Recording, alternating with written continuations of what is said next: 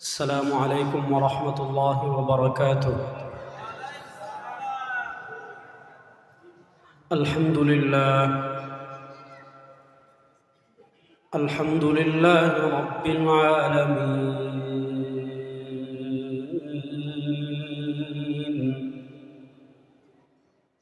والعاقبة للمتقين،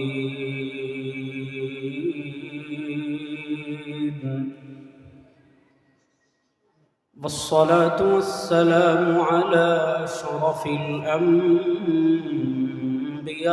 والمرسلين، وعلى آله وأصحابه أجمعين.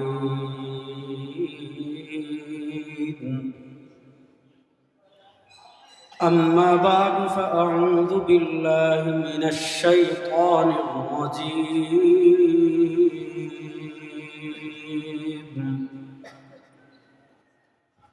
بسم الله الرحمن الرحيم.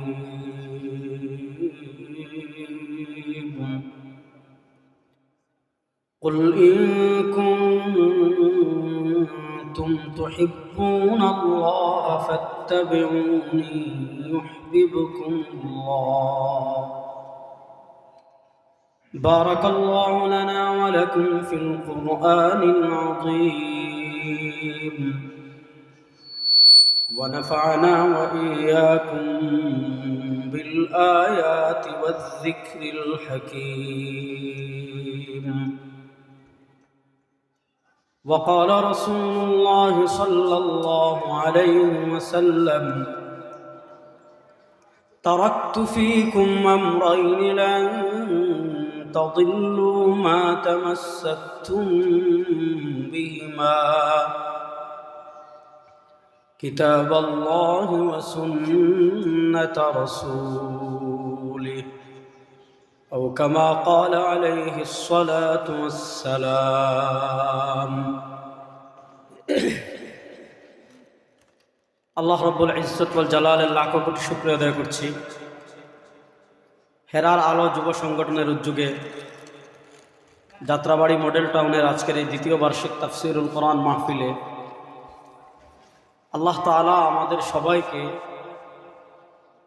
দুনিয়ার সকল কাজ থেকে ফারিগ করে আল্লাহ তাআলা আমাদেরকে এখানে আসার, বসার, কথা বলার, কথা শোনার তৌফিক দান করেছেন।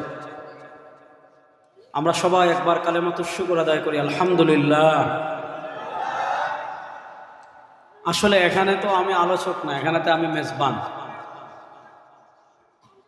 আমাকে এই মডেল টাউনে যারা থাকেন কম বেশি সবাই চিনেন, কারণ আমার অত্যন্ত শ্রদ্ধাভাজন বড় ভাই আলহাজ রশিদ আহমদ ফিরদাউস হাফিজাহুল্লাহ, তিনি অনেক আগ থেকে ঢাকায় আমাদের অভিভাবকের মতো। এই জন্য তার নিসবতে এখানে আমার বারবার আসা হয়, প্রায়ই তো আসি।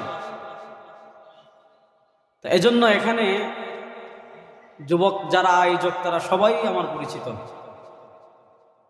এজন্য এখানে আমি খুব লম্বা টপিকের উপর আলাপ করব, অথবা খুব লম্বা টপিক নিয়ে কথা বলবো, দরকার নাই। আমাদের ভাই আবু তোহা মোহাম্মদ আদনান আসতেছেন, তিনি আজকে লম্বা বয়ান করবেন ইনশাআল্লাহ। আমি সংক্ষিপ্ত কয়েকটা কথা আপনাদের সামনে পেশ করব। আল্লাহ তাআলা আমাকে যেন ইখলাসের সাথে বিশুদ্ধ কথা বলার তৌফিক দান করেন। আল্লাহ তাআলা আপনাদের সবাইকে যেন আলোচনার শুরু থেকে নিয়ে শেষ পর্যন্ত পুরো আলোচনা মনোযোগ সহকারে শোনার তৌফিক দান করেন। কোরআনুল কারীমের ছোট্ট একটা আয়াত আমি আপনাদের সামনে তিলাওয়াত করেছি। রাসূল করিম সাল্লাল্লাহু আলাইহি ওয়াসাল্লামের অসংখ্য অগণিত হাদিস থেকে একটা হাদিস তিলাওয়াত করেছি। আমরা প্রথমে আয়াতের সরল অনুবাদ পড়ব, তারপর ব্যাখ্যার দিকে যাব ইনশাআল্লাহ। আল্লাহ তাআলা বলেন, কুল, নবী আপনি বলুন, ইন কুনতুম তুহিব্বুনাল্লাহ,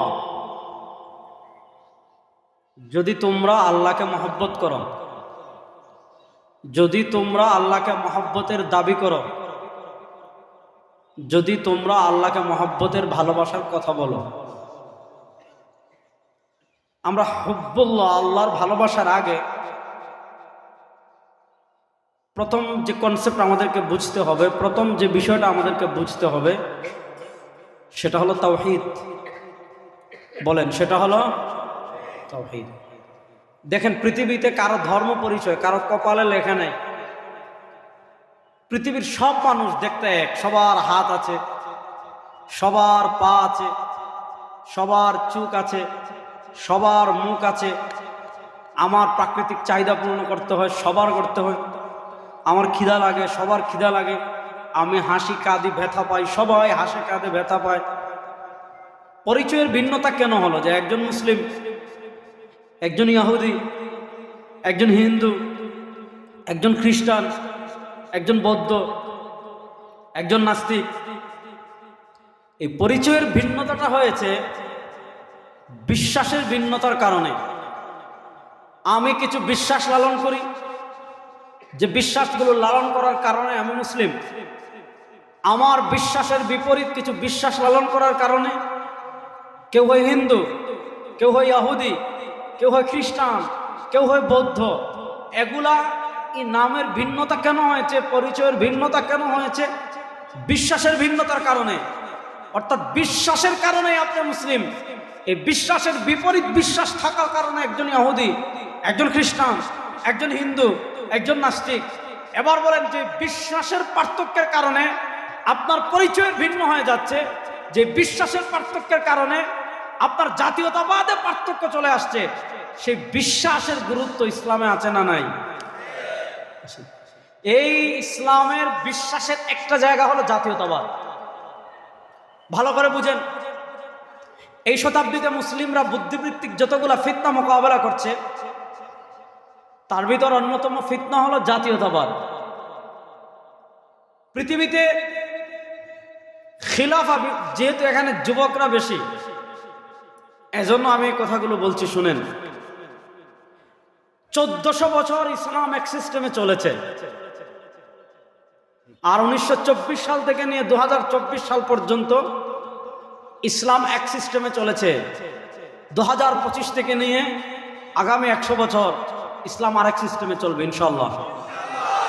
ইনশাল্লাহটা বলেন না, ইনশাল্লাহ বলেন।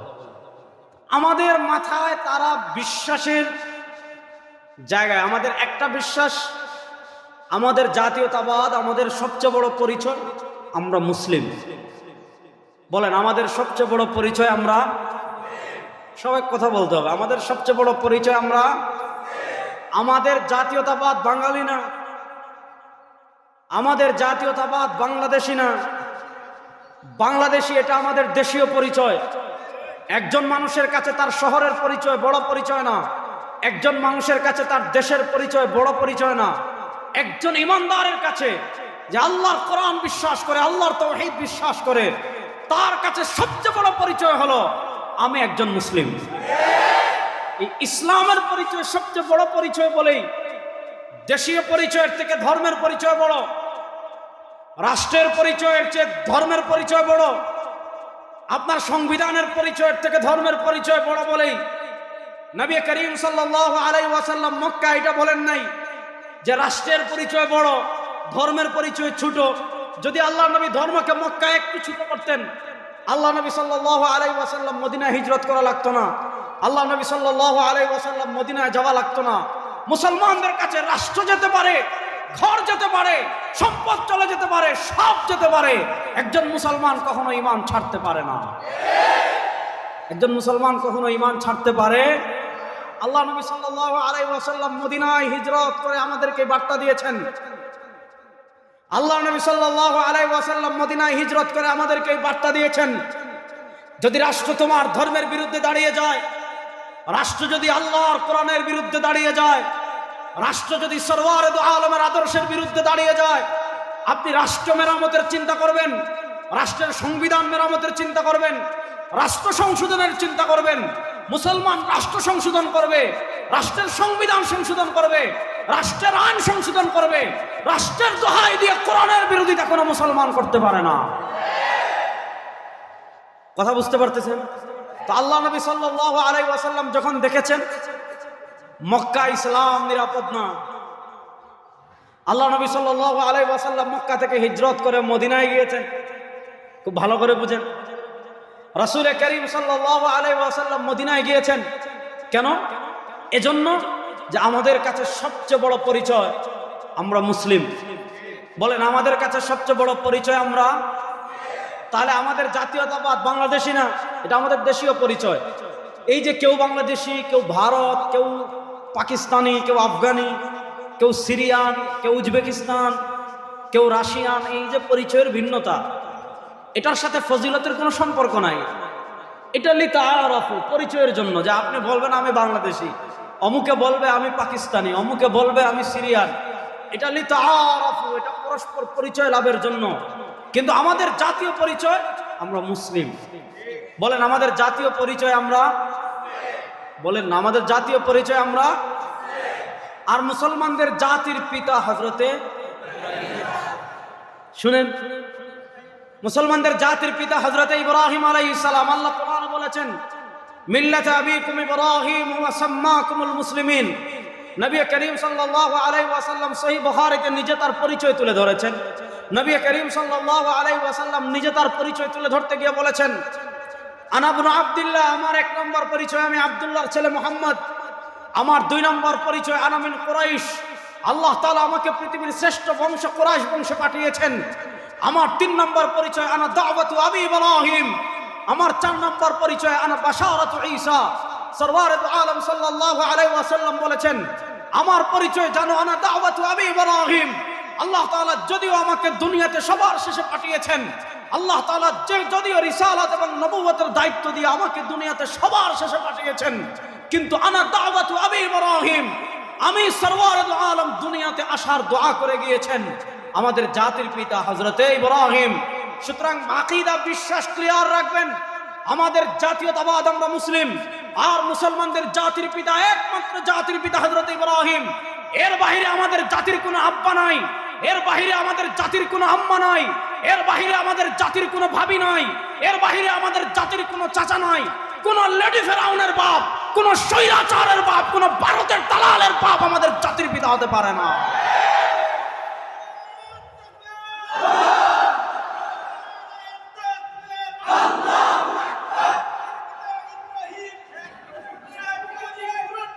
হ্যাঁ মাশাআল্লাহ, এগুলো আকীদা শিখতে হবে। আমাদের জাতির পিতা হযরতে ফেরদৌস ভাই কই বলবেন তো, কথা কয় না, ওয়াজ কেমন হবে বলেন। আমাদের জাতির পিতাকে হযরতে, যুবকরা আকীদা বিশ্বাস ঠিক রাখবেন, আমাদের জাতির পিতা হযরতে। আসেন, এই শতাব্দীতে তারা আমাদেরকে জাতীয়তাবাদ শিখিয়েছে। জাতীয়তাবাদ মানে কি? তারা বলবে ধর্ম যার যার, আমাদের সবচেয়ে বড় পরিচয় আমরা বাংলাদেশি। শোনেন, আমাদের বাংলাদেশি পরিচয় মুছে যেতে পারে, আমাদের বাঙালি পরিচয় মুছে যেতে পারে, আমাদের মানচিত্র মুছে যেতে পারে, আমাদের ইসলাম কখনো মুছতে পারে না, আমাদের ইমানি পরিচয় কখনো মুছতে পারে। এই শতাব্দীতে তারা আমাদেরকে জাতীয়তাবাদ শিখিয়েছে। তোমাকে বলেছে তুমি বাঙালি। শুনেন, এই বাঙালি আমাদেরকে বলে যারা ভারতের দালাল তারা। আমাদের দেশীয় পরিচয় আমরা বাঙালি না, আমাদের দেশীয় পরিচয় আমরা বাংলাদেশি। শুনেন, আপনারা জানেন 1947-এর আগে বাংলাদেশ, ভারত, পাকিস্তান তিন রাষ্ট্র এক রাষ্ট্র ছিল। 1803 সাল থেকে নিয়ে 1947 এই সময় আমাদের ভারত উপমহাদেশের ক্ষমতায় ছিল ইস্ট ইন্ডিয়া কোম্পানি, ব্রিটিশ। আর 1803 সালের আগে 800 বছর, 1803 সালের আগের 800 বছর ভারতের ক্ষমতায় ছিল ইসলাম, ভারতের ক্ষমতায় ছিল মুসলমান। হিন্দু আধিপত্যবাদী শক্তি ক্ষমতায় আসার মাত্র 80 বছর হয়েছে। এই 80 বছরে ভারতের অবস্থা আপনারা দেখেছেন। আমার নবী 1400 বছর আগে ভবিষ্যৎবাণী করে গিয়েছেন। ইমাম নাসাই রাহিমাহুল্লাহ সুনান নাসাইতে হাদিস এনেছেন। হযরত আবু হুরায়রা রাদিয়াল্লাহু তাআলা বর্ণনা করেছেন, সরওয়ারে দু আলম সাল্লাল্লাহু আলাইহি ওয়াসাল্লাম আজ থেকে 1400 বছর আগে ভবিষ্যৎবাণী করে গিয়েছেন, ইসাবাতান মিন উম্মতি আহরাজাহুম আল্লাহু মিনান নার, ইসাবাতান মিন উম্মতি আহরাজাহুম আল্লাহু মিনান নার। আমার উম্মার দুইটা দল এমন আছে, আমার উম্মার দুইটা বাহিনী এমন আছে, এই দুই বাহিনীতে যারা যোগ দিবে, এই দুই জলে যারা যোগ দিবে, এই দুই বাহিনীতে যারা যোগ দিবে, এই দুই জলে যারা যোগ দিবে, আহরাজাহুম আল্লাহু মিনান নার, আল্লাহ তাআলা এই দুই বাহিনীর উপর, এই দুই দলের উপর জাহান্নামের আগুনকে হারাম করে দিবেন। না সুবহানাল্লাহ বাসায় গিয়ে জুড়ে বলবেন, এখানে আসতে বলেন। এই দুই বাহিনী কারা? যাদের উপর আল্লাহ তাআলা জাহান্নামের আগুনকে হারাম করে দিবেন। দুই বাহিনী। আজকে দেখেন পৃথিবীতে হিন্দু আধিপত্যবাদী শক্তি ভারতে, আর ইহুদি আধিপত্যবাদী শক্তি আরদে মুকাদ্দাস। মুসলমানদের প্রাণের স্পন্দন প্রথম কিবলা বাইতুল মাকদিস। আল্লাহ তাআলা পবিত্র কোরআনে বলেছেন, সুবহানাল্লাযী আসরা বিআবদিহি লাইলাম মিনাল মাসজিদিল হারাম ইলাল মাসজিদিল আকসাল্লাযী বারাকনা হাওলা। আমার নবীর শান কত, আমার নবীর মর্যাদা কত। সরওয়ারে দু আলম সাল্লাল্লাহু আলাইহি ওয়াসাল্লামের কদম মুবারক, সরওয়ারে দু আলম সাল্লাল্লাহু আলাইহি ওয়াসাল্লামের কদম মুবারক মাত্র এক রাত্রে এক মুহূর্তে বাইতুল মাকদিস পড়েছিল। আমার হাবিবের কদম মুবারকের দাম আল্লাহর কাছে এত বেশি, আমার হাবিবের কদম মুবারকের মর্যাদা আল্লাহর কাছে এত বেশি। হাবিবে কিবরিয়া সাল্লাল্লাহু আলাইহি ওয়াসাল্লামের কদম মুবারক মসজিদে আকসা একবার পড়েছে। আল্লাহ বলেন, আমার হাবিবের এক মুহূর্তের কদম মুবারকের উসিলায় পুরা বাইতুল মাকদিসকে আমি কিয়ামত পর্যন্ত বরকতপূর্ণ করে দিয়েছি। এই বাইতুল মাকদিসের মালিক 1400 বছর আমরা ছিলাম। বলেন বাইতুল মাকদিসের মালিক কারা? মুসলমানরা জুড়ে বলেন, বলেন আমরা। বলেন বাইতুল মাকদিসের মালিক কারা? গাজার মালিক কারা? রাফার মালিক কারা?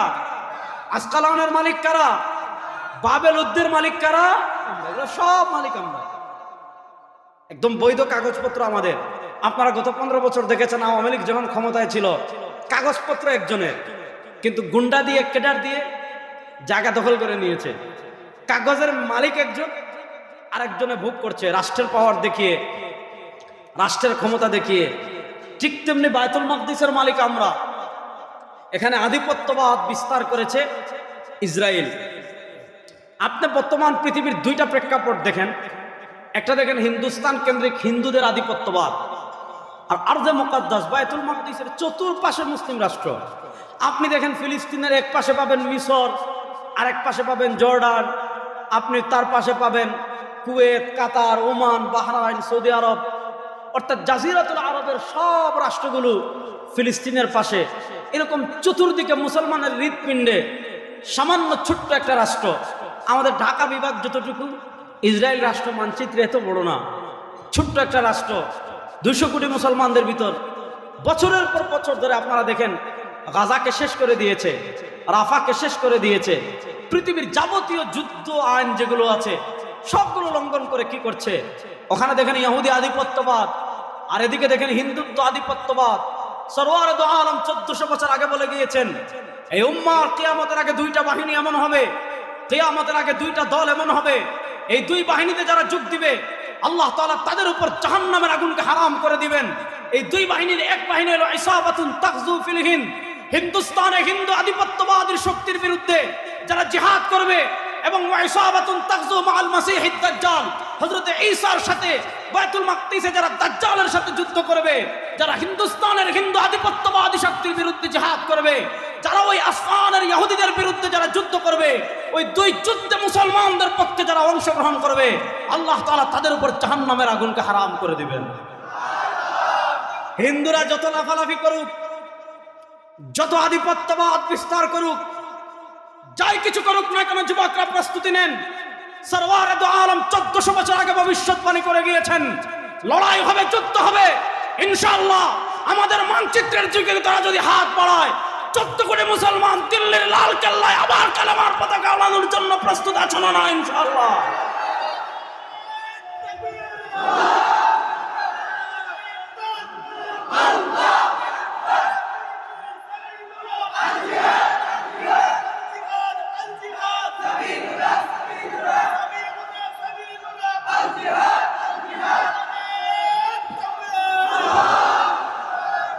শুনেন, ভারতের মারামারি হলো সিনেমায়, পাকিস্তান সীমান্তে মার খায় এসে সিনেমা বানায়, চীন সীমান্তে মার খায় এসে সিনেমা বানায়।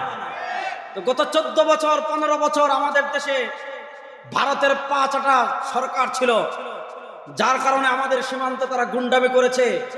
এই বাংলাদেশে ভারতের গুন্ডামি আর আমরা সহ্য করব না ইনশাআল্লাহ। এই বাংলাদেশে বসে এখন যারা ভারতের দালালি করবেন, এখন যারা ভারতের পক্ষে কথা বলবেন, শেখ হাসিনা তাও শাড়ি নিয়ে পালাতে পেরেছে, বাংলাদেশে বসে এখন যারা ভারতের দালালি করবেন, লুঙ্গি নিয়ে পড়ানোর জায়গা পাবেন না, মনে রাখবেন ইনশাআল্লাহ। কথা ভালো করে বুঝেন। তো এই শতাব্দীতে এসে তারা আমাদেরকে বিক্ষিপ্ত করেছে কেমনে জানেন? আমাদের ভিতর তারা জাতীয়তাবাদ ছড়িয়েছে, আর আরেকটা হলো আমাদের ভিতর তারা সেকুলারিজম, ধর্মনিরপেক্ষতা মানে ছড়িয়ে দিয়েছে। এই দুইটার ব্যাখ্যা করে আমি তাওহীদের দিকে আগাবো, একটু ভালো করে বুঝেন। আমাদেরকে জাতীয়তাবাদে তারা কেমনে বিভক্ত করেছে, আমাদেরকে জাতীয়তাবাদে তারা এইভাবে বিভক্ত করেছে, ভালো করে বুঝেন। এখানে মানচিত্রের বিভাজন এনেছে, আমাদেরকে শিখিয়েছে তোমরা বাংলাদেশি, বাস এখানে একজন আব্বা বানাও। ওখানে শিখিয়েছে তোমরা পাকিস্তানি, ওখানে আরেকজন আব্বা বানাও। ওদেরকে শিখিয়েছে তোমরা রাশিয়ান, ওখানে একজন আব্বা বানাও। ওদেরকে শিখিয়েছে তোমরা উজবেক, ওখানে একজন আব্বা বানাও। ওদেরকে শিখিয়েছে তোমরা ইয়ামানি, ওখানে একজন আব্বা বানাও। ওদেরকে শিখিয়েছে তোমরা তুর্কি, ওখানে একজন আব্বা বানাও। গত শতাব্দীতে দেখবেন মুসলমানরা সরবরাহ আলমের আদর্শ ছেড়ে সব জায়গায় এক একজনকে আব্বা বানাইছে। বাংলাদেশের যে ক্ষমতা আসে এক একজনকে আব্বা বানায়, পাকিস্তানে একজনকে আব্বা বানাইছে, উজবেকিস্তানে একজনকে আব্বা বানাইছে। তুরস্কের ওই প্রচন্ড গোলাম ইহুদিদের পাঁচটা গোলাম কামাল পাশা, তার নামই তো তারা দিয়েছে আতাতুর্ক।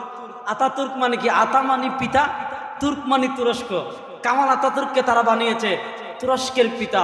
এভাবে আমাদেরকে বিভক্ত করেছে, জাতীয়তাবাদের নাক পাশে জাতীয়তাবাদের বিষ আমাদের ভিতর ঢুকিয়ে দিয়েছে। তোমাকে বলেছে তোমার পরিচয় বাংলাদেশ, এখানে একজনকে আব্বা ডাকো। ওদেরকে বলেছে তোমার পরিচয় পাকিস্তানি, ওখানে একজনকে আব্বা বানাও। ওদেরকে বলেছে তোমাদের পরিচয় উজবেকি, ওখানে একজন আব্বা বানাও। না, আমাদের দেশীয় পরিচয় বাংলাদেশে আমাদের কোনো আপত্তি নাই, 100 আমরা স্বীকার করি। কিন্তু আমাদের জাতীয়তাবাদ হলো মুসলিম, আর মুসলমানদের একমাত্র জাতির পিতা ইব্রাহিম। এর বাইরে কারো বাপকে, কারো নেতাকে, কারো নেত্রীকে জাতির পিতা মানার টাইম বাংলাদেশে আর নাই। দাবির সাথে একমত আছেন তো সবাই? আসেন। তো আমি বলছিলাম ইসলামে পরিচয়ের ভিন্নতাটা এসেছে বিশ্বাস থেকে। বিশ্বাসের ভিন্নতার কারণে আমি মুসলিম পরিচয় দিচ্ছি, বিশ্বাসের ভিন্নতার কারণে কেউ হিন্দু পরিচয় দিচ্ছে, বিশ্বাসের ভিন্নতার কারণে কেউ ইহুদি পরিচয় দিচ্ছে, বিশ্বাসের ভিন্নতার কারণে কেউ খ্রিস্টান পরিচয় দিচ্ছে। তো মুসলমান পরিচয় যদি আপনি ধারণ করতে চান, তাহলে 1 নম্বর যে বিশ্বাস, এই বিশ্বাসের নাম তাওহীদ। বলেন 1 নম্বর বিশ্বাসের নাম? যুবকরা কথা বলে না, বলেন 1 নম্বর বিশ্বাসের নাম।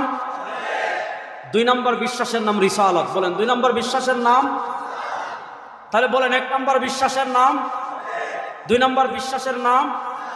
পিছন থেকে আওয়াজ আসছে না। 1 নম্বর বিশ্বাসের নাম, সামনের এরা বলেন না, পিছন থেকে বলেন। 1 নম্বর বিশ্বাসের নাম মাশাআল্লাহ। 2 নম্বর বিশ্বাসের নাম তাওহীদ। কি এটা আগে বুঝাই আপনাদের, তাহলে আপনারা তাওহীদের ব্যাখ্যা বুঝবেন। একটা হলো আল্লাহর অস্তিত্বের স্বীকার করা, আল্লাহর অস্তিত্বের স্বীকার, এটার নাম তাওহীদ না। দেখেন আমরা বলি আসমানের সৃষ্টিকর্তা কে? না, আল্লাহর নাম আর আসতে বলেন। আরে জুড়ে বলেন না, আসমান সৃষ্টি করেছেন কে? হাত তুলে বলেন আসমান সৃষ্টি করেছেন কে? জমিন সৃষ্টি করেছেন কে? আমাকে জিজ্ঞাসা করলে আমি বলবো আসমান সৃষ্টি করেছেন আল্লাহ। আমাকে জিজ্ঞাসা করেন জমিন সৃষ্টি করেছেন কে? বলবেন আল্লাহ। ফেরদৌস ভাইরে জিজ্ঞেস করেন আসমান জমিন সৃষ্টি করেছেন কে? আল্লাহ। আপনাদের খতিব সাহেব মহিব খানকে জিজ্ঞাসা করেন আসমান জমিন সৃষ্টি করেছেন কে? বলবে আল্লাহ। আল্লাহ তাআলা মক্কার কাফেরদের কথা কোরআনে বলেছেন, ওয়ালা ইন সাআলতাহুম মান খালাকাস সামাওয়াতি ওয়াল আরদ, ওয়ালা ইন সাআলতাহুম মান খালাকাস সামাওয়াতি ওয়াল আরদ লা ইয়াকুলুন্না আল্লাহ। মক্কার কাফেরদেরকে যদি আপনি জিজ্ঞাসা করেন আসমান সৃষ্টি করেছেন কে, মক্কার কাফেরদেরকে যদি আপনি সৃষ্টি করেছেন জিজ্ঞাসা করেন জমিন সৃষ্টি করেছেন কে, আল্লাহ বলেন ওয়ালা ইন সাআলতাহুম হাবিব, ওই আবু জাহেল, উতবা, শায়বা, রাবিআ, মুগীরা, উমাইয়া, ইসলামের দুশমন যতগুলো মক্কায় আছে, যদি তাদেরকেও জিজ্ঞাসা করেন মান খালাকাস সামাওয়াতি ওয়াল আরদ, আসমান জমিন কে সৃষ্টি করেছেন, আল্লাহ বলেন লা ইয়াকুলুন্না আল্লাহ, তারাও বলবে আসমান জমিন সৃষ্টি করেছেন কে? তাহলে আমিও বলি আসমান সৃষ্টি করেছেন আল্লাহ, আমিও বলি জমিন সৃষ্টি করেছেন আল্লাহ। আল্লাহ মক্কার কাফেরদের কথা বলেন, ওদেরকে যদি জিজ্ঞাসা করেন আসমান জমিন কে সৃষ্টি করেছেন, তারাও বলে আল্লাহ। তাহলে প্রশ্ন হলো এরপরে তারা কাফের কেন? তো বলছে আসমান সৃষ্টিকর্তা আল্লাহ, এরপরেও তারা বেঈমান কেন? অথচ তারাও বলছে জমিন সৃষ্টিকারী আল্লাহ। দেখেন আমরা যখন এমন বিপদে পড়ি যেই বিপদ থেকে উদ্ধার করেনেওয়ালা আর কেউ নাই, তখন ডাকি কাকে? আর আসতে বলেন, তখন ডাকি কাকে? দেখেন আল্লাহ তাআলা পবিত্র কোরআনের 2 জায়গায় মক্কার কাফেরদের কথা বলছেন। ওয়া ইযা মাসসাকুমুদ যুররু ফিল বাহরি যাল্লা মান তাদউনা ইল্লা ইয়্যা ওয়া ইযা গাশিয়াহুম মাওজুন কাযযুলালি দাউল্লাহ মুখলিসিনা লাহুদ্দিন। আল্লাহ তাআলা মক্কার ওই কাফেরদেরকে প্রশ্ন করেছেন, যে কাফেররা মক্কা থেকে ইসলামকে বিদায় করতে চায়, যে কাফেররা মক্কা থেকে দ্বীনকে বিদায় করতে চায়, যে কাফেররা মক্কা থেকে ইসলামের বাতিকে নিভিয়ে দিতে চায়, যেই কাফেররা মক্কা থেকে পিঁপড়ার মতো ইসলামকে শেষ করে দিতে চায়, আল্লাহ বলেন হাবিব আপনি যদি তাদেরকে বলেন, আচ্ছা তোমরা বলো, ওয়া ইযা মাসসাকুমুয যুররু ফিল বাহর, আল্লাহ কাফেরদের কথা বলছেন, এই কাফেররা তোমরা বলো তো যখন তোমরা সমুদ্র পথে সফর করো, এখন না হয় প্রযুক্তি অনেক এগিয়ে গিয়েছে, আপনি বিমানে সফর করছেন, তখন মানুষ এক রাষ্ট্র থেকে আরেক রাষ্ট্র সমুদ্র পথে যেত। আল্লাহ বলেন আচ্ছা বলো তো তোমরা যখন সমুদ্রে সফর করো আর তোমাদের নৌকাটা সমুদ্রের মাঝে চলে যায়, তোমাদের নৌকাটা সমুদ্রের মাঝে, হঠাৎ একদিন বিকালে আসমান কালো হয়ে গিয়েছে, বাতাস শুরু হয়েছে, তুফান শুরু হয়েছে, সমুদ্র উত্তাল হয়ে গিয়েছে। আল্লাহ বলেন ওয়া ইযা গাশিয়াহুম মাওজুন কাযযুলাল, মেঘের মতো বিশাল বিশাল ঢেউ। আপনি যদি কখনো সন্দ্বীপ যান, আপনি যদি কখনো সেন্ট মার্টিন যান, আপনি যদি কখনো মহেশখালী যান, আপনি যখন কখনো হাতিয়ায় যান স্পিড বোর্ডে, তাহলে এই যুগে আগে আবহাওয়া আপনি জানেন সমুদ্র শান্ত, তারপরে যখন স্পিড বোর্ডে একটু ঢেউ লাগে মনে হবে আপনার কলিজা ধুক ধুক ধুক ধুক ধুক ধুক করে করতেছে, কাঁপছে। এখন আপনি মনে করেন জিদ্দা থেকে আপনি ইয়ামান যাচ্ছেন, আপনি দিমাশক যাচ্ছেন, আপনি ইথিওপিয়া যাচ্ছেন, হাবশা। সাহাবা একরাম জাহাজে করে নৌকায় করে সমুদ্র পাড়ি দিয়ে ইথিওপিয়া হাবশায় গিয়েছিলেন। আল্লাহ বলেন আচ্ছা সমুদ্রের মাঝপথে যখন হঠাৎ তাদের নৌকাকে, হঠাৎ তাদের জাহাজকে মেঘের মতো বিশাল বিশাল ঢেউ ঘিরে নেয়, বিশাল ঢেউ জাহাজকে একবার উপরে তুলে আবার নিচে নামায়, নৌকাকে একবার উপরে তুলে আবার নিচে নামায়, বিশাল বিশাল ঢেউ যখন তাদের নৌকাকে ঘিরে নেয়, এবার সামনের দিকে তাকালে দেখে পানি, পিছনের দিকে তাকালে দেখে পানি, ডানের দিকে তাকালে দেখে পানি, বামের দিকে তাকালে দেখে পানি। যখন তারা দেখে আর পার হতে পারবে না, আল্লাহ বলেন সমুদ্রের মাঝে যখন তারা বিপদে পড়ে যায়, লাত মূর্তিকে ডাকে না, মানাত মূর্তিকে ডাকে না, হুবাল মূর্তিকে ডাকে না, উজ্জা মূর্তিকে ডাকে না। আল্লাহ বলেন দাউল্লাহ মুখলিসিনা লাহুদ্দিন ওয়া ইযা মাসসাকুমুয যুররু ফিল বাহরি যাল্লা মান তাদউনা ইল্লা ইয়্যা। ওই মক্কার কাফেররাও যখন সমুদ্রে বিপদে পড়ে যায় আর মূর্তিকে ডাকে না, আপারে ডাকে না, শেখ মুজিবরে ডাকে না, কাউরে ডাকে না, দাউল্লাহ মুখলিসিনা লাহুদ্দিন। তখন তারা একনিষ্ঠ চিত্তে বিপদ থেকে বাঁচার জন্য ডাকে কাকে? বলেন না ডাকে কাকে? তাহলে আমরাও যখন প্রথমে বিপদে বললে ফেরদৌস ভাইয়ের কাছে যাই, কাম হয় নাই, কমিশনারের কাছে যাই, কাম হয় নাই, অমুকের কাছে যাই, তারপরে যখন আর কিছুই নাই তখন মসজিদে পড়ে দোয়া করে। তো আল্লাহ কাফেরদের, আচ্ছা আরো সহজ করে বুঝাই তাহলে আর বুঝেন। মনে করেন বাংলাদেশের মার্কা মারা 3টা নাস্তিক, মনে করেন মুরগি কবির হইলো শাহরিয়ার কবির, ওর নাম হয়েছে মুরগি কবির, কারণ হলো মুক্তিযুদ্ধের সময় আমাদের কাতপুর ব্রিজ আছে না, এই কাতপুর ব্রিজে পাকিস্তানি ক্যাম্প ছিল, ওই পাকিস্তানি ক্যাম্পে শাহরিয়ার কবির হলো পাকিস্তানি সৈন্যদের দেশি মুরগ সাপ্লাই দিত, যার কারণে তার নাম হয়ে গেছে কি মুরগি কবির। কোনো মানুষকে এভাবে বলা ডাক মানে ঠিক না, কিন্তু যেহেতু এই নাম না বললে চিনবেন না, এজন্য বললাম। মনে করেন শাহরিয়ার কবির জাফর ইকবাল, মানে বাংলাদেশে গত 15 বছর যারা চেতনা বিক্রি করছে, ঠিক না? ওরে চেতনা রে, এখন 6 মাস ধরে গর্তে বের হয়েছে, আর একটাও গর্ত থেকে বের হচ্ছে না। এই গত 15 বছর মুক্তিযুদ্ধের চেতনার কথা বলে ব্যাংক থেকে টাকা চুরি করেছে, শেয়ার বাজার ডাকাতি করেছে, রিজার্ভ ডাকাতি করেছে, উন্নয়নের নামে রোডের বদলে বাস দিয়েছে, রাষ্ট্রের কোটি কোটি হাজার কোটি টাকা বিদেশে পাচার করেছে। যে মুক্তিযুদ্ধের চেতনা চুরি শেখায়, ডাকাতি শেখায়, রাষ্ট্রের টাকা পাচার করা শেখায়, ওই মুক্তিযুদ্ধের চেতনা বাংলাদেশে আর চলবে না। এখন থেকে বাংলাদেশের চেতনা হবে আল কোরআন ইনশাআল্লাহ। শোনেন মুসলমান, 52 বছর গণতন্ত্র দেখেছেন, চুরি বন্ধ হয়েছে? কথা বলেন, ফেরদৌস ভাই কই আসেননি? আচ্ছা, কথা ভালো করে বুঝেন। গত 52 বছর গণতন্ত্র দেখেছেন, সমাজতন্ত্র দেখেছেন, ধর্মনিরপেক্ষতা দেখেছেন, জাতীয়তাবাদ দেখেছেন, চুরি বন্ধ হয়েছে, পিছন থেকে বলেন চুরি বন্ধ হয়েছে, খুন বন্ধ হয়েছে, চাঁদাবাজি বন্ধ হয়েছে, ডাকাতি বন্ধ হয়েছে। আপনি একজন মানুষের জীবন চলতে কত টাকা লাগে বলেন?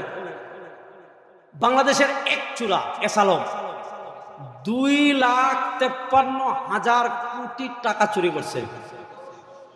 আমাদের বাংলাদেশ এক দরবেশ ছিলেন, উনি আমাদের কাছে সাহি হাদিস শিখাতেন। হ্যাঁ, কি শিখাতেন? সাহি হাদিস। উনি বলেছেন কি জানেন? উনি বলেছেন সাহি হাদিসে তেমন কোনো প্রবলেম নাই, তবে কোরআনে কিছু প্রবলেম আছে। যিনি বলছেন যে সাহি হাদিসে তেমন কোনো প্রবলেম নাই, কোরআনে কিছু প্রবলেম আছে, উনি মাত্র 57,000 কোটি টাকা চুরি করছেন। কয় হাজার কোটি টাকা? 57,000 কোটি টাকা। যে চেতনা দিয়ে চুরি যারা করতে পেরেছে, আপনি গণতন্ত্র দেখেছেন, চুরি বন্ধ করতে পারে নাই। সমাজতন্ত্র দেখেছেন, চুরি বন্ধ করতে পারে নাই। আপনি ধর্মনিরপেক্ষতা দেখেছেন, চুরি বন্ধ করতে পারে নাই। জাতীয়তাবাদ দেখেছেন, চুরি বন্ধ করতে পারে নাই। কোন তন্ত্র মন্ত্র লাগবে না, মাত্র 3 মাসের জন্য আল্লাহর কোরআন বাস্তবায়ন করেন, সব বন্ধ হয়ে যাবে ইনশাআল্লাহ। যুবকরা আল্লাহর কোরআনের আইন বাস্তবায়ন করার জন্য প্রস্তুত আছেন না? না, সব তন্ত্র বাদ, এবার ইসলামের বাংলাদেশ হবে ইনশাআল্লাহ। ইনশাআল্লাহ কেন দেখছেন? কারণ সমস্যা হইলো তারা আমাদের মাথায় ধর্ম নিরপেক্ষতা ঢুকাইছে, বুঝছেন? আমরা মনে করি ইসলাম মানে কি? ইসলাম মানে হলো শুক্রবারে ফেরদৌস ভাই প্রজেক্টের মসজিদে নামাজের পর জিলাপি খাওয়াবে, মিষ্টি খাওয়াবে, তারপর আপনার খিচুড়ি খাওয়াবে, শবে বরাতে এখানে বিরিয়ানি রান্না করবে, ওয়াজের দিন এখানে আপনার বিশাল খাবার দাবার রান্না করবে। এগুলাকেই আজকে সেকুলারিজম দিয়ে ধর্মনিরপেক্ষতা আমাদের মাথায় পুশ করে এগুলাই তারা শিখিয়েছে। ওই আলোচনায় আমি সময় পেলে সামনে আসছি। তাহলে আমরাও বিপদে পড়ি, যখন বিপদে পড়ে, চূড়ান্ত বিপদে পড়ি, আর দুনিয়াতে বাঁচানোওয়ালা আর কেউ নাই, তখন আমরা ডাকি আল্লাহকে। আল্লাহ তাআলা কাফেরদের কথা কোরআনে বর্ণনা করেছেন যে তারাও যখন বিপদে পড়ে, আর তখন দেখে আর বাঁচানোওয়ালা আর কেউ নাই, আর উদ্ধার করানোওয়ালা আর কেউ নাই। আল্লাহ বলেন দাউল্লাহ মুখলিসিনা লাহুদ্দিন, তারাও ডাকে আল্লাহকে। এখন তারাও বিপদে পড়লে আল্লাহকে ডাকে, আল্লাহকে ডাকলেই তারা মুসলমান হয়ে যাচ্ছে না। উদাহরণ দিচ্ছিলাম, বাংলাদেশের 3 জন নাস্তিক, শাহরিয়ার কবির, জাফর ইকবাল, আরেকটা কেডায়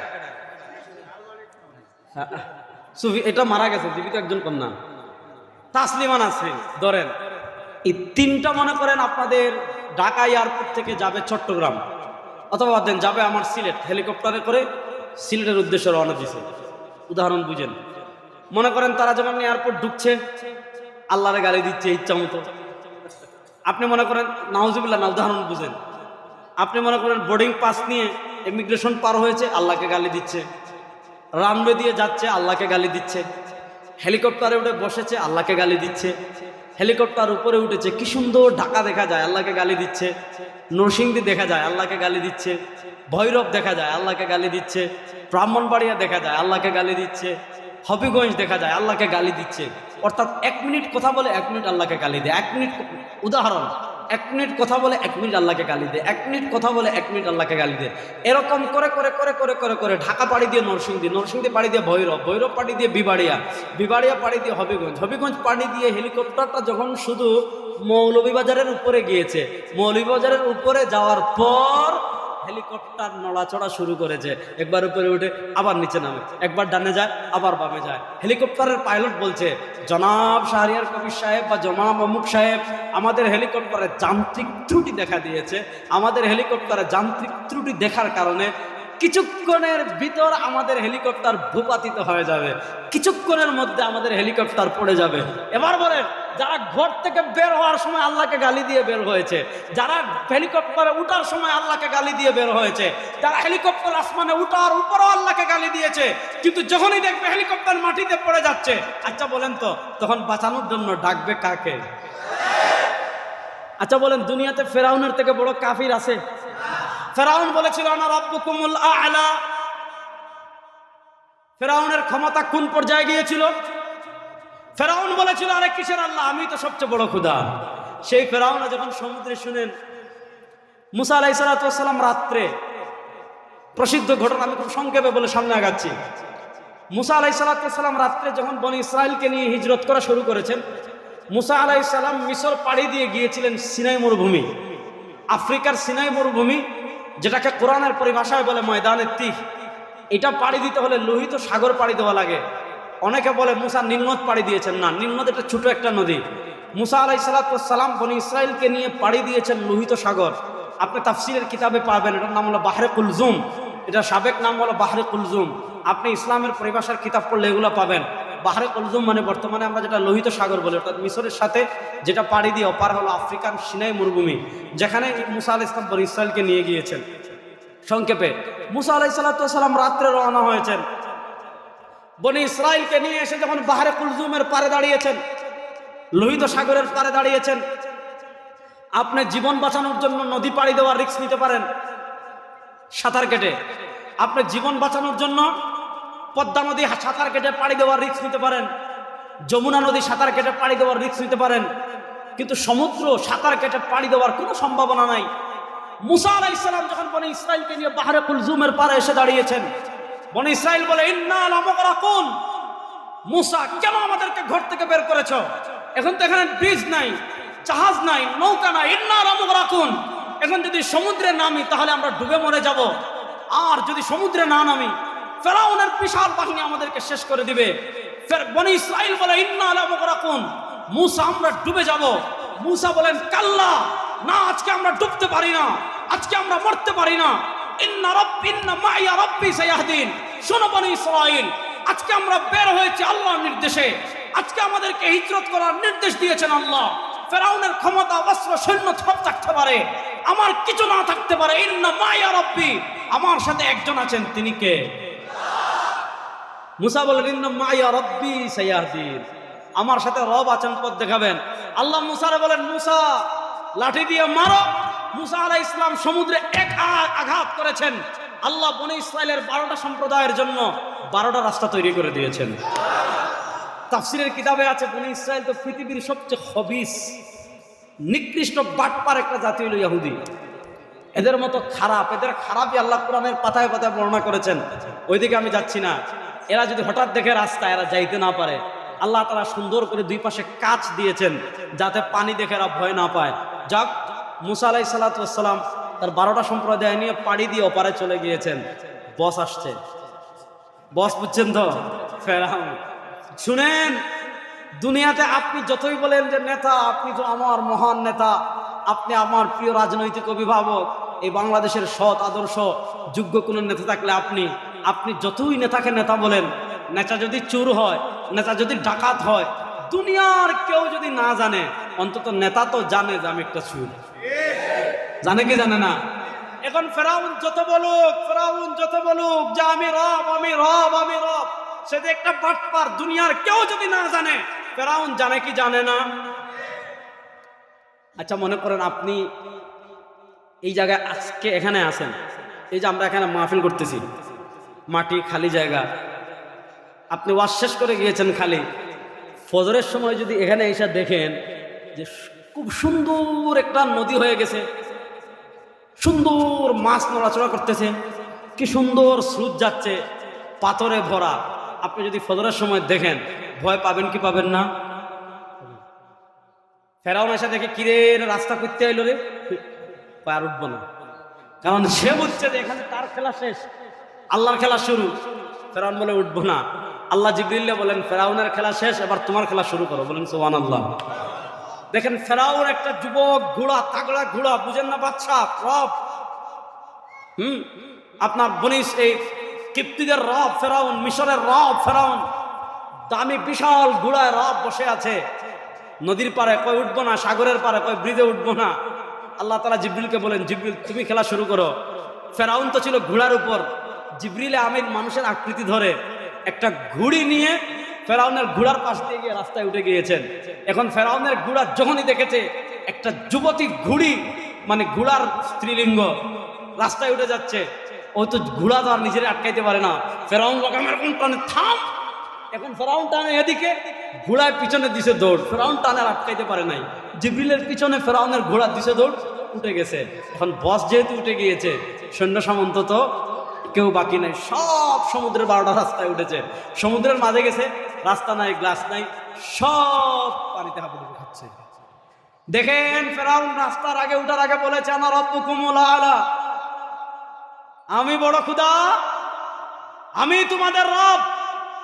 কিন্তু যেই ফেরাউন যে মুহূর্তে সমুদ্রের পানিতে হাবুডুবু খাচ্ছে, তখন হেলিকপ্টার নাই, বিমান নাই, আপনার লাইফ জ্যাকেট নাই যে আপনি বাঁচবেন।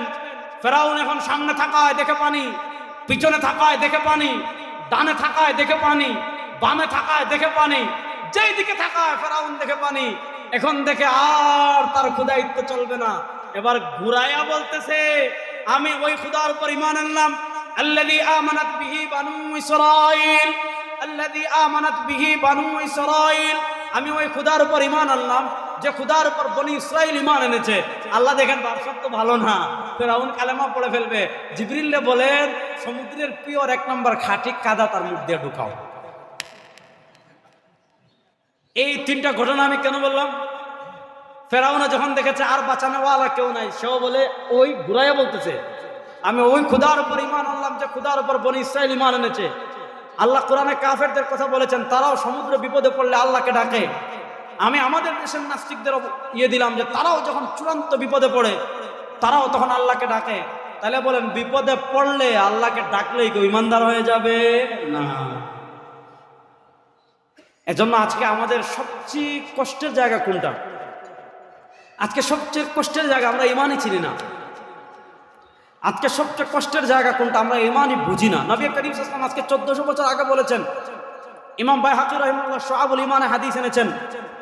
আপনি শুআবুল ঈমানের হাদিসটা বুঝলে আপনি বাস্তবতা বুঝতে পারবেন। আজ থেকে 1400 বছর আগে, 1436 বছর হয়ে যাচ্ছে, 1436 বছর নবী করিম সাল্লাল্লাহু আলাইহি ওয়াসাল্লাম দুনিয়া থেকে বিদায় নেওয়ার। আজকে শাবানের সম্ভবত 5 তারিখ, 6 তারিখ আর 7 তারিখ। রাসূলুল্লাহ সাল্লাল্লাহু আলাইহি ওয়াসাল্লাম বিদায় নিয়েছেন 11 হিজরিতে, আর আজকে 1447 হিজরির 7 শাবানে আমরা আছি। আজ থেকে কমসে কম 1436 বছর আগে নবী করিম সাল্লাল্লাহু আলাইহি ওয়াসাল্লাম বলে গিয়েছেন ইউশিকু আন ইয়াতি আলান নাসি জামান। যুবকরা হাদিসটা কান খুলে শুনেন। আজ থেকে 1436 বছর আগে কমসে কম নবী করিম সাল্লাল্লাহু আলাইহি ওয়াসাল্লাম হাদিসে ভবিষ্যৎবাণী করে গিয়েছেন, ইউশিকু, আমার ভয় হচ্ছে, আন ইয়াতি আলান নাসি জামানুন, আমার উম্মার উপর এমন একটা জামানা আসবে, আমার উম্মার উপর এমন একটা সময় আসবে, আমার উম্মার উপর এমন একটা কাল আসবে, আমার উম্মার উপর এমন একটা যুগ আসবে, লাম ইয়াবকা মিনাল ইসলাম ইল্লা ইসমু ওয়া লাম ইয়াবকা মিনাল কুরআন ইল্লা রাসমু, মাসাজিদুহুম আমিরা ওয়া হিয়া খারাবুন আনিল হুদা ওয়া উলামাউহুম শাররু মান তাহতা আদিমিস সামা। নবী করিম সাল্লাল্লাহু আলাইহি ওয়াসাল্লাম 1400 বছর আগে বলেছেন এই উম্মার উপর একটা প্রজন্ম এমন ভাবে তৈরি হবে, এই উম্মার এমন একটা শ্রেণী তৈরি হবে, এই উম্মার মধ্যে এমন একটা জামাত তৈরি হবে, লাম ইয়াবকা মিনাল ইসলাম ইল্লা ইসমুহু, তাদের ভিতর ইসলামটা শুধু থাকবে নামে আর কিছু না।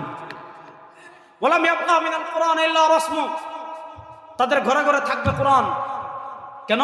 কোরআন দিয়ে তাবিজ দিবে, কোরআন দিয়ে পানি পড়া দিবে, কোরআন দিয়ে খতম পড়বে, কোরআন ঘরে রাখবে যাতে জিন না ঢুকে, কোরআনের আয়াত গাড়িতে লিখে রাখবে যাতে গাড়ি অ্যাক্সিডেন্ট না হয়, গর্ভবতী নারীর পাশে কোরআন রাখবে যাতে সন্তান দুনিয়াতে সহজভাবে আসে। এগুলাকে আমি হারাম বলছি না, কোরআন দিয়ে তাবিজ লেখা জায়েজ আছে, কোরআন দিয়ে জাড়ফুঁক করা জায়েজ আছে, বরকত মনে করে কোরআন লেখা জায়েজ আছে, জিন তাড়ানোর জন্য কোরআনের আয়াত লেখা জায়েজ আছে। কিন্তু আল্লাহ কোরআন শুধু তাবিজ দেওয়ার জন্য দেন নাই, আল্লাহ কোরআন শুধু আপনার জাড়ফুঁক করার জন্য দেন নাই। আচ্ছা বলেন এখন দিন না রাত? দিন কয় শুনছেন? কি ওয়াজ করবেন তো? আচ্ছা বলেন এখন দিন না রাত? আর আসতে বলেন এখন দিন না রাত? একমত তো? দেখেন রাত হলে অন্ধকার হয়, রাতের অন্ধকার তাড়ানোর জন্য আলোর প্রয়োজন হয়, আলোর প্রয়োজন হয় না? দেখেন এখানে আপনি বাতি জ্বালিয়েছেন, লাইট জ্বালিয়েছেন, রাতের অন্ধকার তাড়ানোর জন্য লাইটের প্রয়োজন হয়, রাতের অন্ধকার তাড়ানোর জন্য আলোর প্রয়োজন হয়। এবার বুঝেন আরেক প্রকার অন্ধকার আছে, সেই অন্ধকার কি? বুখারী শরীফের একটা হাদিস পড়ি, এই হাদিসের ব্যাখ্যা বুঝলে রাতের অন্ধকারকে এটা বুঝবেন। বুখারী শরীফের হাদিসে আসছে আন্না রাসূলুল্লাহ সাল্লাল্লাহু আলাইহি ওয়াসাল্লাম খাত্তা খাত্তা, আমরা যেমন এখানে বসে আছি, নবী করিম সাল্লাল্লাহু আলাইহি ওয়াসাল্লাম সাহাবা একরাম রিদওয়ানুল্লাহি আলাইহিম আজমাইনকে নিয়ে একদিন এভাবে বসা ছিলেন। আমার দিকে তাকান। নবী করিম সাল্লাল্লাহু আলাইহি ওয়াসাল্লাম সাহাবায়ে কেরাম রিদওয়ানুল্লাহি আলাইহিম আজমাইনকে নিয়ে এভাবে বসা ছিলেন। আল্লাহ নবী এভাবে একটা সোজা দাগ দিয়েছেন, দেখতেছেন নি? এভাবে একটা সোজা দাগ দিয়েছেন জমিনে।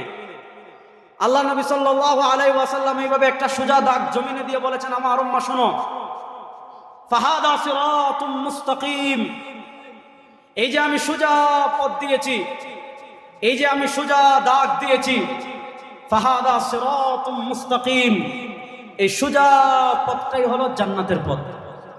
সুবহানাল্লাহ পড়েন। এরপর নবী করিম সাল্লাল্লাহু আলাইহি ওয়াসাল্লাম কি করেছেন? সুম্মা খাত্তা আন ইয়ামিনিহি খুতুতা ওয়া আন শিমালিহি খুতুতা ওয়া ক্বালা ফাফি রা'সি কুল্লি তরিকিন শাইতান ইয়াদউ আন-নাস ইলা নারি জাহান্নাম। এরপর নবী করিম সাল্লাল্লাহু আলাইহি ওয়াসাল্লাম কি করেছেন?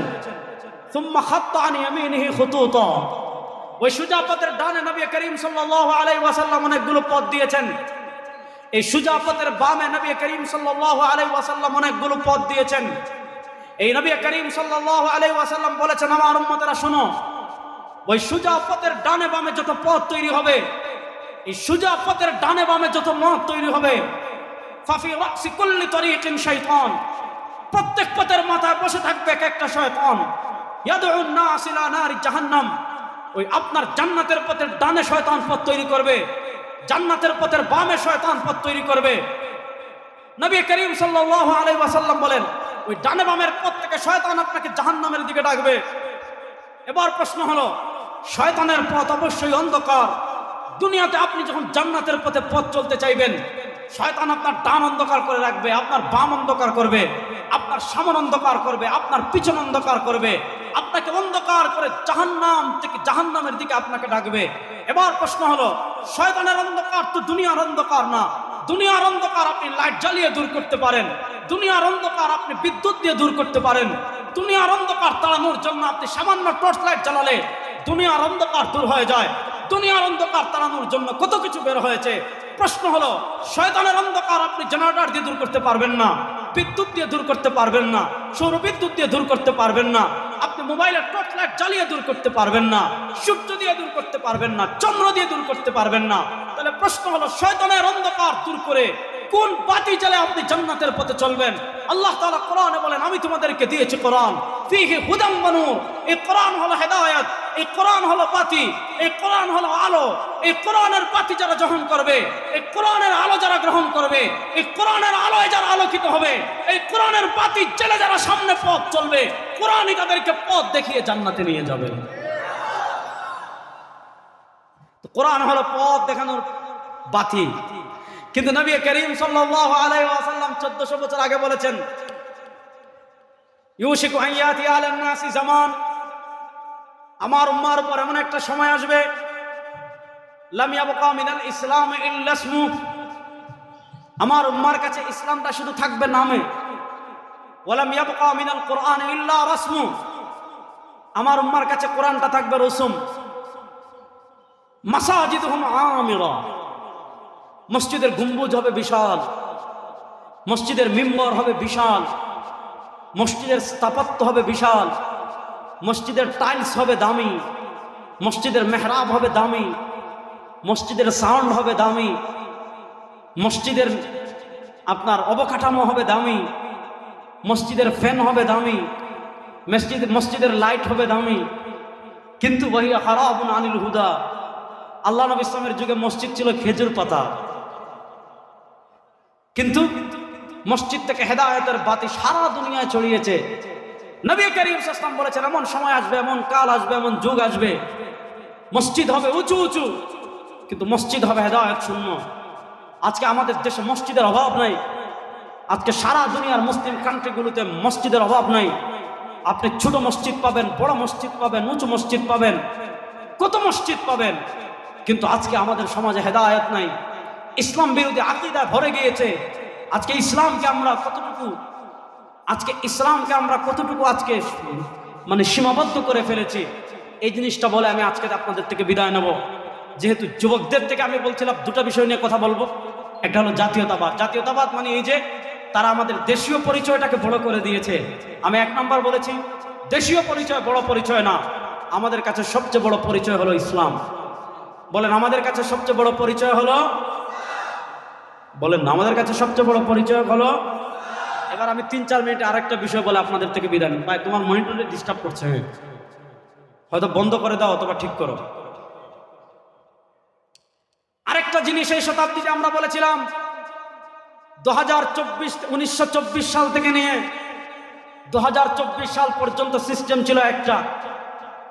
1924 সাল পর্যন্ত পৃথিবীতে মুসলমানদের একটা কেন্দ্রীয় শক্তি ছিল। সরওয়ারে দো আলম সাল্লাল্লাহু আলাইহি ওয়াসাল্লাম দুনিয়া থেকে বিদায় নেওয়ার পর 1924 সাল পর্যন্ত মুসলমানদের একটা কেন্দ্রীয় শক্তি ছিল, যে শক্তির নাম হলো খিলাফা। অর্থাৎ মুসলমান আলাদা আলাদা থাকবে, এটা ইসলাম সাপোর্ট করে না যে আপনি বাংলাদেশ নিয়ে আলাদা থাকবেন, এরা পাকিস্তান নিয়ে আলাদা থাকবে, এরা রাশিয়া নিয়ে আলাদা থাকবে, এরা উজবেকিস্তান নিয়ে আলাদা থাকবে, এরা আফগানিস্তান নিয়ে আলাদা থাকবে, এরা ইয়ামান নিয়ে আলাদা থাকবে। ইসলাম বলে খিলাফা, সব মুসলমান এক রাষ্ট্রের অন্তর্ভুক্ত হবে, এক খলিফা এটা পরিচালনা করবেন। হ্যাঁ, গভর্নর সিস্টেম হবে, এক এক এলাকায় এক এক গভর্নর থাকবে, প্রাদেশিক শাসক থাকবে, সেটা ভিন্ন কথা। কিন্তু সারা মুসলিম রাষ্ট্রগুলোর খলিফা হবে একজন, ওই খলিফা সারা মুসলিম কান্ট্রি পরিচালনা করবেন। 1924 সাল পর্যন্ত আমাদের সর্বশেষ খেলাফত ছিল অটোমান খিলাফা, অটোমান সাম্রাজ্য, যেটাকে আরবিতে বলা হয় উসমানী খিলাফা। ওই উসমানী খিলাফার পতন হয়েছে 1924 সালে। 1924 সালের পর থেকে নিয়ে 2024 সাল পর্যন্ত দীর্ঘ 100 বছরের ইতিহাস। পৃথিবীতে মুসলমানদের 1400 বছরের ইতিহাস দেখেন। মুসলমান মক্কার কাফেরদের মোকাবেলা করেছে, হয়তো সাময়িক পরাজিত হয়েছে কিন্তু ঘুরে দাঁড়িয়েছে। আরবের সম্মিলিত বাহিনীর মোকাবেলা করেছে, সাময়িক পরাজিত হলেও মুসলমান ঘুরে দাঁড়িয়েছে। মুসলমান তাতারদের মোকাবেলা বুক পেতে মোকাবেলা করেছে, 1-2 যুদ্ধ পরাজিত হলেও ঘুরে দাঁড়াতে মুসলমান সময় নেয় নাই। মুসলমান ক্রুসেডারদের মোকাবেলা করেছে, মঙ্গলদের মোকাবেলা করেছে, সারা দুনিয়ার সব পরাশক্তির মোকাবেলা করেছে, বাইজেন্টাইনদের মোকাবেলা করেছে, কিসরা কায়সারের মোকাবেলা করেছে, রোম পারস্যের মোকাবেলা করেছে। 1-2 যুদ্ধ পরাজিত হলেও মুসলমানরা বুক চিটে, মুসলমানরা বুক টান করে দাঁড়াতে 20-30 বছরের সময় নেয় নাই। মুসলমানরা মঙ্গলদের মোকাবেলা করেছে, তাতারদের মোকাবেলা করেছে। তাদের আগ্রাসন কত বিশাল ছিল, ওই সময়ের মানুষ মনে করতে এরা ইয়াজুজ মাজুজ, অর্থাৎ এদেরকে ঈসা আলাইহিস সালাম ছাড়া আর কেউ থামাতে পারবেন না। কিন্তু তারপরও মুসলমান ঘুরে দাঁড়িয়েছে। কিন্তু এই 100 বছর উসমানী খিলাফার পতনের পরের 100 বছর মুসলমান মানচিত্রের দিকে তাকান, আপনি দেখবেন ফিলিস্তিনে মুসলমান মার খায়, কাশ্মীরে মুসলমান মার খায়, আফগানিস্তানে মুসলমান মান খায়, আপনার আরাকানে মুসলমান মান খায়, বসনিয়া হার্জেগোভিনায় মুসলমান মার খায়, ইয়ামানে মুসলমান মার খায়, লিবিয়ায় মুসলমান মার খায়, চেচনিয়া বসনিয়ায় মুসলমান মার খায়। গত 1 শতাব্দীতে শুধু মুসলমানদের রক্ত দেখবেন, গত 1 শতাব্দীতে শুধু মুসলমানদের পরাজয় দেখবেন। আমি আলোচনা শুরু করেছিলাম যে এই শতাব্দী পরিবর্তন হবে। গত 1 শতাব্দীতে আমরা মার খেয়েছি, এই শতাব্দীতে আমরা মার দিব। গত 1 শতাব্দীতে আমরা পরাজিত হয়েছি, এই শতাব্দীতে আমরা জিতবই ইনশাআল্লাহ। বিজয়ের আলামত কিন্তু শুরু হয়েছে। আফগানিস্তানে খেলা শেষ, শেষ না? জানেন না? এটা কি আর্জেন্টিনা ব্রাজিলের খেলার কথা বলছি না। আফগানিস্তানে 20 বছর পর খেলা শেষ, রাশিয়ায় খেলা শেষ, আফ্রিকায় খেলা শেষের পথে। 90 মিনিটে আমরা এগিয়ে আছি, শেষ 3-4 মিনিট আছে। এই 3-4 মিনিট পার হলেই আমরা জিতছি। বাংলাদেশে খেলা 2024-এর জুলাই আগস্টে অর্ধেক হয়েছে। ভারতের আধিপত্যবাদকে আমরা পরাজিত করেছি, খেলা অর্ধেক হয়েছে। যুবকরা প্রস্তুতি নেন, সামনে পূর্ণ খেলা হবে। এই বাংলাদেশ থেকে সকল তন্ত্রমন্ত্রকে কবর দিয়ে, এই বাংলাদেশ থেকে ডেমোক্রেসি বলেন, সেকুলারিজম বলেন, মানুষের সব তন্ত্রমন্ত্রকে কবর দিয়ে চূড়ান্ত বিপ্লবের মাধ্যমে ইসলামকে বিজয় করার জন্য প্রস্তুত আছেন না?